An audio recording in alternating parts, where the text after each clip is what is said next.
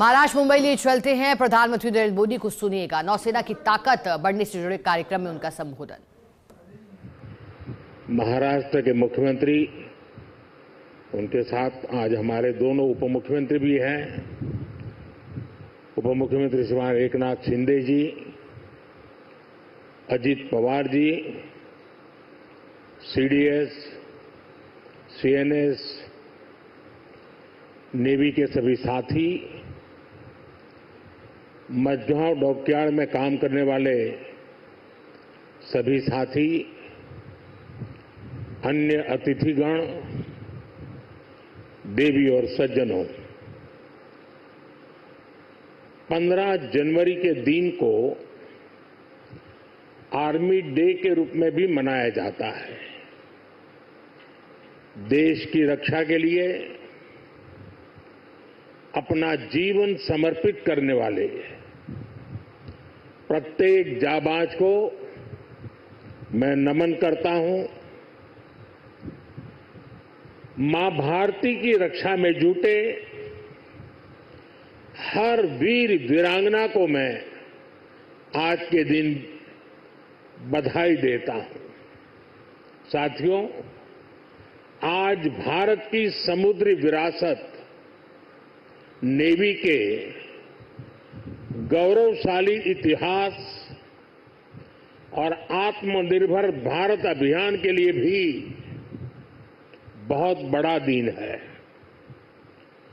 छत्रपति शिवाजी महाराज ने भारत में नौसेना को नया सामर्थ्य दिया था, नया विजन दिया था। आज उनकी इस पावन धरती पर 21वीं सदी की नेवी को सशक्त करने की तरफ हम एक बहुत बड़ा कदम उठा रहे हैं। ये पहली बार हो रहा है जब एक डिस्ट्रॉयर, एक फ्रिगेट और एक सबमरीन, तीनों को एक साथ कमीशन किया जा रहा है। और सबसे गर्व की बात कि ये तीनों frontline platforms made in India है। मैं भारतीय नौसेना को, इनके निर्माण कार्य से जुड़े सभी साथियों को, इंजीनियर्स को, श्रमिकों को और पूरे देश को बधाई देता हूं। साथियों, आज का एक कार्यक्रम हमारी गौरवशाली धरोहर को भविष्य की आकांक्षाओं से जोड़ता है। लंबी समुद्री यात्राएं, commerce, naval defence, ship industry, इसमें हमारा एक समृद्ध इतिहास रहा है। अपने इतिहास से प्रेरणा लेते हुए आज का भारत दुनिया की एक मेजर मैरीटाइम पावर बन रहा है। आज जो प्लेटफॉर्म लॉन्च हुए हैं, उनमें भी इसकी झलक है। अब जैसे हमारा नीलगिरी चौल वंश के समुद्री सामर्थ्य के प्रति समर्पित है। सूरत वॉरशिप उस कालखंड की याद दिलाता है जब गुजरात के पोर्ट्स के जरिए भारत वेस्ट एशिया से जुड़ा था। इन दिनों ये दोनों शिप्स, इसके साथ आज बागशीर सबमरीन की कमीशनिंग भी हो रही है। कुछ वर्ष पूर्व मुझे P-75 क्लास की पहली सबमरीन कलवरी की कमीशनिंग में शामिल होने का अवसर मिला था। आज मुझे इस क्लास की 6वीं सबमरीन बागशीर को कमीशन करने का सौभाग्य मिला है। ये नए फ्रंटियर प्लेटफॉर्म भारत की सुरक्षा और प्रगति दोनों को नया सामर्थ्य देंगे। साथियों, आज भारत पूरे विश्व और खासकर ग्लोबल साउथ में एक भरोसेमंद और जिम्मेदार साथी के रूप में पहचाना जा रहा है। भारत विस्तारवाद नहीं, भारत विकासवाद की भावना से काम करता है। भारत ने हमेशा ओपन, सिक्योर, इंक्लूसिव और प्रॉस्परस इंडो पैसिफिक रीजन का समर्थन किया है। इसलिए जब समुद्र से सटे देशों के विकास की बात आई तो भारत ने मंत्र दिया सागर। सागर का मतलब है security and growth for all in the region. हम सागर के विजन के साथ आगे बढ़े। जब भारत के सामने G20 की प्रेसिडेंसी संभालने का दायित्व आया तो दुनिया को हमने मंत्र दिया one earth, one family, one future. जब दुनिया कोरोना से लड़ते हुए पस्त पड़ रही थी तब भारत ने विजन दिया वन अर्थ, वन हेल्थ। हम पूरे विश्व को अपना परिवार मानकर चलते हैं। हम सबका साथ, सबका विकास उस सिद्धांत पर विश्वास करने वाले लोग हैं और इसलिए इस पूरे क्षेत्र की रक्षा सुरक्षा भी भारत अपना दायित्व समझता है। साथियों, ग्लोबल सिक्योरिटी, इकोनॉमिक्स और जियो पॉलिटिकल डायनेमिक्स को दिशा देने में भारत जैसे मैरीटाइम नेशन की भूमिका बहुत बड़ी होने वाली है। आर्थिक प्रगति और एनर्जी सिक्योरिटी के लिए ये जरूरी है कि ट्रेडिशनल वाटर्स को प्रोटेक्ट किया जाए, टेरिटोरियल वाटर्स को प्रोटेक्ट किया जाए, फ्रीडम ऑफ नेविगेशन को इंश्योर किया जाए और ट्रेड की सप्लाई लाइन और सी रूट्स सुरक्षित हो।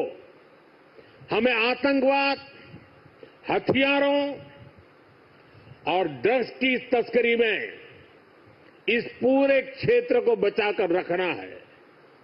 इसलिए आज जरूरी है कि समुद्र को सेफ और प्रॉस्परस बनाने में हम ग्लोबल पार्टनर बने। हम लॉजिस्टिक की एफिशिएंसी बढ़ाने और शिपिंग इंडस्ट्री के लिए काम करें। हम रेयर मिनरल्स, फिश स्टॉक जैसे ओशन रिसोर्सेज का दुरुपयोग रोकने में और इसे मैनेज करने की कैपेसिटी डेवलप करें। हम न्यू शिपिंग रूट्स और सी लेन्स पर अब कम्युनिकेशन को खोजने में इन्वेस्ट करें। मुझे खुशी है कि आज भारत इस दिशा में लगातार कदम उठा रहा है। भारत पूरे इंडियन ओशन रीजन में फर्स्ट रिस्पॉन्डर भी बनकर उभरा है। बीते कुछ महीनों में ही हमारी नौसेना ने सैकड़ों जानें बचाई हैं। हजारों करोड़ रुपए के नेशनल और इंटरनेशनल कार्गो की सुरक्षा की है। इससे दुनिया का भारत पर भरोसा बढ़ा है, आप सबके कारण बढ़ा है और इसलिए मैं आज आप सबका भी अभिनंदन करता हूं। भारतीय नौसेना, कोस्ट गार्ड, उन पर यह लगातार भरोसा बढ़ता जा रहा है। आज आप ही देख रहे हैं, आसियान हो, ऑस्ट्रेलिया हो, गल्फ हो, अफ्रीका के देश हो, सबके साथ आज भारत का आर्थिक सहयोग लगातार मजबूत हो रहा है। संबंधों की इस मजबूती में इंडियन ओशन रीजन में भारत की उपस्थिति, भारत का सामर्थ्य एक बहुत बड़ा आधार है और इसलिए आज का ये आयोजन सैन्य दृष्टि के साथ ही आर्थिक दृष्टि से भी उतना ही अहम है। साथियों, 21वीं सदी के भारत का सैन्य सामर्थ्य भी अधिक सक्षम हो, आधुनिक हो, ये देश की प्राथमिकताओं में से एक है। जल हो, थल हो, नभ हो, डीप सी हो या फिर असीम अंतरिक्ष, हर जगह भारत अपने हितों को सुरक्षित कर रहा है। इसके लिए निरंतर रिफॉर्म्स किए जा रहे हैं। चीफ ऑफ डिफेंस स्टाफ का गठन ऐसा ही एक रिफॉर्म है। हमारी सेनाएं और अधिक एफिशिएंट हो, इसके लिए थिएटर कमांड की दिशा में भी भारत आगे बढ़ रहा है। साथियों, पिछले 10 साल में जिस तरह भारत की तीनों सेनाओं ने आत्मनिर्भरता के मंत्र को अपनाया है, वो बहुत ही सराहनीय है। संकट के समय दूसरे देशों पर भारत की निर्भरता कम से कम हो, इस गंभीरता को समझते हुए आप सभी इस काम को आगे बढ़ा रहे हैं, नेतृत्व दे रहे हैं। हमारी सेनाओं ने 5,000 से ज्यादा ऐसे साजो सामान और उपकरणों की लिस्ट तैयार की है जो अब वो विदेशों से नहीं मंगाएगी।